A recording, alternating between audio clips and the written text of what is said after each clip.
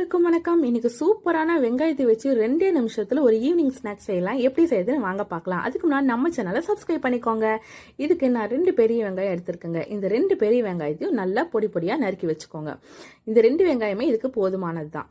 இதுக்கப்புறம் நான் கொஞ்சம் பச்சை மிளகாய் எடுத்திருக்கேன். இதையும் பொடி பொடியா நறுக்கிக்கோங்க. ஒரு பாத்திரத்துல இதெல்லாம் போட்டுட்டு கொஞ்சம் கொத்தமல்லி தழை, ஒரு சோம்பு ஒரு 1/4 ஸ்பூனும், உப்பு கொஞ்சம் 1/4 ஸ்பூனும், மஞ்சத்தூள் ஒரு 1/4 ஸ்பூனும் போட்டுக்கிட்டு கடல மாவு 1.5 கப் எடுத்துருக்கோங்க. அதுக்கப்புறம் அரிசி மாவு ஒரு 1/2 கப் எடுத்துக்கோங்க. இது எல்லாத்தையும் போட்டு நல்லா பிசைஞ்சுக்கோங்க.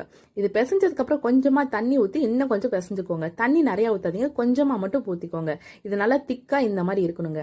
இப்போ எண்ணெய் காஞ்சதுக்கு பிறகு இந்த திக்கான இதை எடுத்து நம்ம எண்ணெய் சின்ன சின்ன உருண்டையாக போட்டுக்கோங்க. இது நல்லா கொதிக்கிறதுக்குள்ள நான் பக்கத்தில் டீயும் போட்டுட்டேங்க.